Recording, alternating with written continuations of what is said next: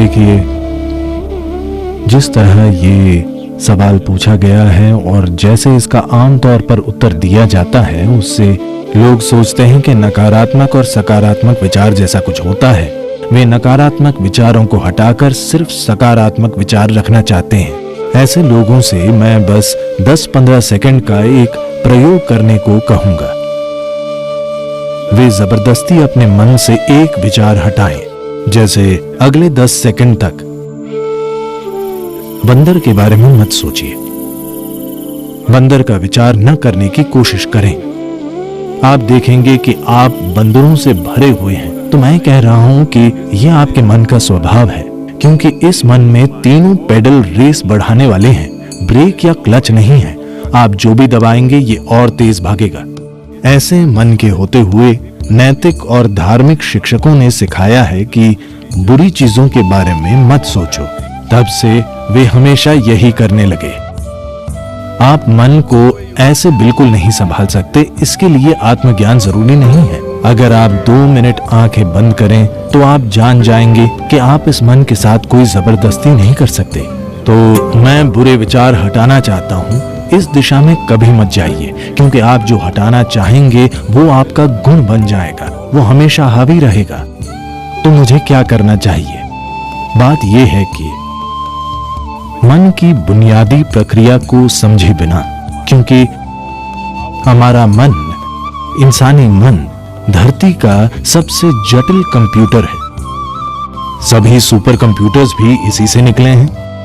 अब ऐसा है तो क्या यह जरूरी नहीं है कि हम इसके काम करने का तरीका समझें? अगर आप मुझसे पूछें तो इसका एक सरल पहलू ये है कि हमारे मन में कोई घटा और भाग नहीं होता, सिर्फ जोड़ और गुणा होता है। अगर आप इससे कुछ हटाना चाहेंगे तो ये कहेगा एक और। अगर आप बहुत जोर देंगे तो ये कई गुना हो जाएगा। ऐसे मन में आप अच्छा और बुरा पहचान कर उन्हें हटाने की कोशिश मत कीजिए। सबसे पहले हमें यह समझना होगा, This mind of yours, this body of yours is supposed to serve you. कि आपका ये मन और शरीर आपकी सेवा के लिए ही है। आपका जीवन महत्वपूर्ण है। शरीर और मन वे साधन हैं जिन्हें हमारी सेवा करनी चाहिए। अगर आप किसी गाड़ी में बैठे तो उसे वहीं जाना चाहिए जहां आप जाना चाहते हैं। अगर वो अपने हिसाब से चलने लगे तो उसका फायदा क्या है? वो सिर्फ परेशानी होगी। फिलहाल दुर्भाग्य से ज्यादातर मनुष्य इंसानी मन की इस शानदार संभावना को एक परेशानी, एक समस्या की तरह अनुभव कर रहे हैं। ये आपके पास मौजूद सबसे सुंदर चीज है। बस आपको इसके काम करने के तरीके पर थोड़ा ध्यान देना होगा। सबसे पहले यही करना होगा। इसी कारण हम एक सरल सी चीज, ईशा क्रिया लेकर आए। ये आपको आपकी शारीरिक और मानसिक प्रक्रिया से अलग करने के लिए है। आप जैसी एक चीज है जो मौजूद है।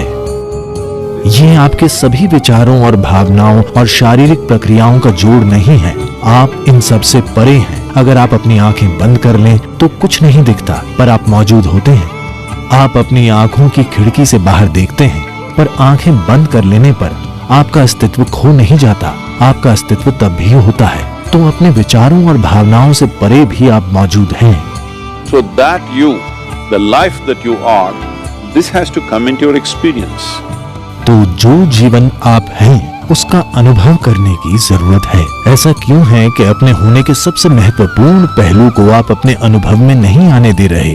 फिलहाल हमारे जीवन का सबसे महत्वपूर्ण पहलू है कि आप और मैं इस समय जीवित हैं। बस यही है। मैं क्या सोच रहा हूँ, आप क्या सोच रहे हैं, ये महत्वपूर्ण नहीं है। हम इस समय जिंदा है, यही महत्वपूर्ण है। तो ये महत्वपूर्ण है कि आप अपने भीतर बुनियादी जीवंतता पर ध्यान केंद्रित करें। तब आप देखेंगे कि आप और आपकी विचार प्रक्रिया के बीच एक दूरी आ गई है। अपनी मानसिक प्रक्रिया और शारीरिक प्रक्रिया से दूरी बना लेना, यही कष्टों का अंत है। क्योंकि इंसान केवल 2 तरह के कष्टों से गुजरता है, शारीरिक कष्ट और मानसिक कष्ट। जब आप खुद के और मन के बीच, खुद के और शरीर के बीच थोड़ी दूरी बना लेते हैं तो ये दुखों का अंत है। इसे हर मनुष्य को जानना और समझना होगा। नहीं तो आप सोचते रहेंगे, मैं बुरे विचार हटाकर सिर्फ अच्छे विचार रखूंगा।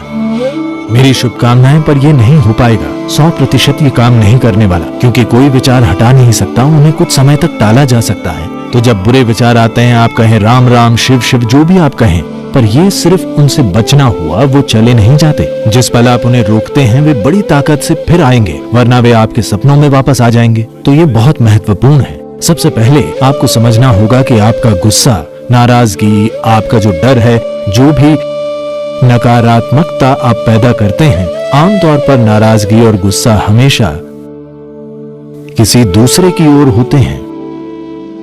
पर हमें समझना होगा कि ये जहर हम खुद पी रहे हैं और दूसरे के मरने की उम्मीद कर रहे हैं। सौभाग्य से जीवन ऐसे काम नहीं करता। अगर मैं जहर पीता हूं तो मैं मरूंगा, मेरे जहर पीने पर आप नहीं मरेंगे। तो हमें यह समझना होगा, जहर से मेरा मतलब है आज आप इसकी जांच करा सकते हैं। फिलहाल आपका खून कैसा है? फिर 5 मिनट तेज गुस्सा करें और अपने खून की जांच कराएं। उसमें कई नकारात्मक तत्व होंगे। आप वाकई खुद को जहर दे रहे हैं। तो क्या आप जहर पीना चाहते हैं? बिल्कुल नहीं। अब मैं क्या करूं? ये सवाल एक तरह की मजबूरी से आ रहा है। कुछ मत कीजिए, बस आराम से बैठिए और बस जीवन प्रक्रिया पर ध्यान दीजिए।